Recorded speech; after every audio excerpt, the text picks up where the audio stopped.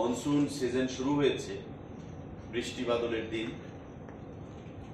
স্বাভাবিকভাবেই 10 দিনের মতো একটা পেট্রোল ডিজেলের যে ক্রাইসিস আমরা লক্ষ্য করেছি ত্রিপুরা রাজ্যে, তার থেকে সকলের প্রচেষ্টায় আমি রাজ্য প্রশাসন, মাননীয় মুখ্যমন্ত্রী, খাদ্য দপ্তরের আধিকারিকগণ, পুলিশ, সাংবাদিক বন্ধুরা এবং বিশেষ করে জনগণ, তারা যে ধৈর্যের পরিচয় দিয়েছে, আমরা যেভাবে তাদেরকে আহ্বান জানিয়েছিলাম যে আপনারা ধৈর্য রাখুন, বিশ্বাস রাখুন, আমরা কিছুদিনের মধ্যে পরিস্থিতি স্বাভাবিক হবে, আমরা আপনার চেষ্টা চালিয়ে যাচ্ছি, তাতে তারা সাড়া দিয়েছে পজিটিভভাবে এবং সকলের সহযোগিতাকে পুঁজি করেই আমরা এই যে ক্রাইসিসটা ছিল সেটাকে আমরা ফেস করতে পেরেছি এবং আজকে পেট্রোল এবং ডিজেলের যে স্টক এবং যে সরবরাহ সেটা স্বাভাবিক করতে আমরা পেরেছি। তো আজকে এই তথ্য এবং তাদেরকে ধন্যবাদ জানানো। আর বর্তমানে স্টক কি রয়েছে বিভিন্ন খাদ্য দ্রব্যের, মানুষের মধ্যে যেন প্যানিক না হয়, কারণ একটা অংশ থেকে বরাবর চেষ্টা চালানো হচ্ছে যে একটা বিশৃঙ্খলা পরিবেশ কিভাবে তৈরি করা যায়। আমরা দেখেছি যে বাজারে চরম বিশৃঙ্খলা চলছে, খাদ্যদ্রব্য পাওয়া যাচ্ছে না পেট্রোল ডিজেল নিয়ে। তো আমি আপনাদের সকলের মাধ্যমে সেটা জানান দিলাম যে যথেষ্ট পরিমাণে খাদ্যদ্রব্য রয়েছে আমাদের কাছে, রেশন শপেও রয়েছে এবং আমাদের ওপেন মার্কেটেও রয়েছে এবং কত দিনের রয়েছে সেটাও আপনাদেরকে আমরা জানিয়ে দিলাম আপনাদের মাধ্যমে রাজ্যবাসীর অবগতির। যদি কারোর কোনো প্রশ্ন থাকে আপনারা এই বিষয়ে আপনারা সেটা করুন। স্যার, আপনি বলছেন যে আপনাদের খাদ্য দপ্তর থেকে টাস্কফোর্স সবসময় বিভিন্ন বাজারে অভিযান করে যাচ্ছে, কিন্তু এদিকে আগরতলা শহরে বা শহরের বাইরে যতগুলো পর্যটন কেন্দ্র রয়েছে ওদিকে আশেপাশের দোকানগুলো, বিশেষ করে বহিরাজ্যের পর্যটকরা আসলে মানে জিনিসের দাম একটু বাড়িয়ে ওদের কাছে বিক্রি করছে এবং রয়েছে 2 লিটার জলের বোতল যেটা 20 টাকা, এটা 30 টাকা বিক্রি হচ্ছে এবং 1 লিটার জলের বোতল যেটা 20 টাকা, এটা 25 টাকা করে বিক্রি হচ্ছে। এবং ওরা যদি জিজ্ঞাসা করতে চায় যে এত টাকা কেন, তখন ওদেরকে জিএসটি বলে এরকম বলে বিক্রি করে দিচ্ছে। দেখুন, এটা ভালো প্রশ্ন আপনি করেছেন, আমি আপনাকেও ধন্যবাদ জানাবো। দেখুন, খাদ্য দপ্তরের টাস্ক ফোর্স বা আমাদের মহকুমার শাসকের অধীনে যে টাস্ক ফোর্স, আমরা বলেছি যে রেশন শপগুলো এবং ইম্পর্টেন্ট বাজারগুলোতে আমরা রেড বা অভিযান আপনাদের চলছে।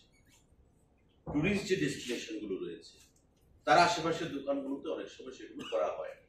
তার কারণ হচ্ছে বাজারের ম্যান পাওয়ার তো লিমিটেড স্বাভাবিকভাবে। তো সেই ম্যান পাওয়ার যদি সারাদিন রেড বা অভিযান কর্মসূচিতে নিজেদেরকে এনগেজ রাখে, নিজেদেরকে লিপ্ত রাখে, তো প্রশাসনিক কাজকর্ম সেখানে ব্যাঘাত হবে।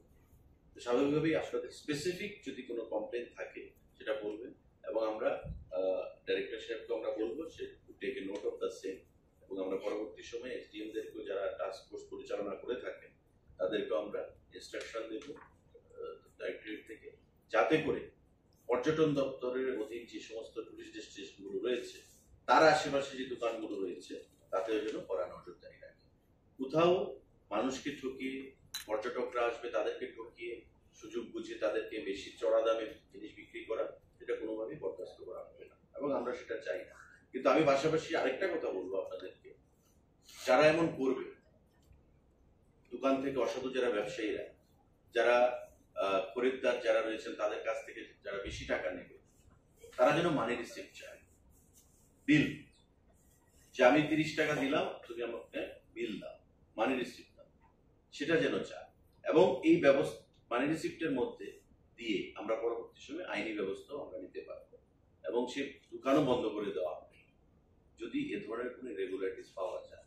তো স্বাভাবিকভাবেই কমপ্লেন আমাদের কাছে লজ করতে হবে এবং যথাযথ ডকুমেন্টেশনের মাধ্যমে যেন কমপ্লেন লজ করা হয় সেটা আমরা আহ্বান জানাবো প্রতিটি জনগণের কাছে, কারণ জনগণরাই ক্রয় করছে। তারা যদি বেশি টাকা দিয়ে ক্রয় করে means you are giving indulgence to corruption, তো সেটা যেন না হয় সেই জিনিসটা আমি সবার কাছে আহ্বান। স্যার, হেরিটেজ পার্কের সামনে দোকানগুলো সদর এসডিএম কে বলা হবে যাতে করে সে বিষয়ে গুরুত্ব নিত্য প্রয়োজনীয় দ্রব্যের সেখানে মূল্য বৃদ্ধি করে। এবং বর্তমান সময়ে আপনাদের অবগতির জন্য জানাচ্ছি, আলু ছাড়া প্রত্যেকটা দ্রব্যের সেখানে মূল্য নিয়ন্ত্রণে রয়েছে। আলু আমাদের ন্যাশনালি সারা দেশে যেখান থেকে বাজারগুলো থেকে আলু আসে সেখানে আলুর দামটা বৃদ্ধি পেয়েছে। তো স্বাভাবিকভাবেই আমাদের রাজ্যে যারা ব্যবসায়ী বেশি দাম দিয়ে কিনতে হয় এবং এখানে অল্প রেট বেশি দিয়ে তাদেরকে বিক্রি করতে হয়। আমাদের খাদ্য দপ্তরের টাস্ক ফোর্স, প্রতিটি মহকুমা এসডিএম এর আন্ডারে যে টাস্ক ফোর্স, প্রতিনিয়ত আমাদের রেড কর্মসূচি এবং অভিযান কর্মসূচি আমাদের চালু রয়েছে। এবং এতে করে আপনাদের অবগতির জন্য আমরা জানাচ্ছি, প্রায় বিগত 6 মাসে আমাদের 290টির উপর অভিযান চালানো হয়েছে সারা রাজ্যে। More than 290 raids have been made by the department, by the task force. এবং তাতে আমাদের আর্থিক যে জরিমানা সেটা প্রায় 4 লক্ষ টাকা আদায় করা হয়েছে বিভিন্ন দোকান থেকে। আমাদের সদর এসডিএম এবং খাদ্য দপ্তরের যে এনফোর্সমেন্ট টিম জয়েন্টলি আমরা প্রতিনিয়ত রেড বা বিভিন্ন অভিযান কর্মসূচিগুলো আমরা সংগঠিত করি। তাতে মহারাজগঞ্জ বাজার, বটতলা বাজার, দুর্গাচৌমুনি বাজার, লেক চৌমুনি বাজার এবং আমাদের যে জিবি বাজার, যে উল্লেখযোগ্য আগরতলা শহরে এবং তার আশেপাশে যে বাজারগুলো রয়েছে, সেই বাজারগুলোতে যে রেড কর্মসূচি আমাদের হয়েছে বিগত কয়েক মাসে প্রায় 54টি রেড আমরা সংগঠিত করেছি এবং তাতে প্রায় 1,47,000 টাকা জরিমানা তাদের থেকে আদায় করা হয়েছে। এবং সারা রাজ্যে যে সংখ্যাটা আমি বললাম যে 290টি অভিযান চালানো হয়েছে, আর সদরে আমরা সেখানে 54টি অভিযান আমরা চালিয়েছি।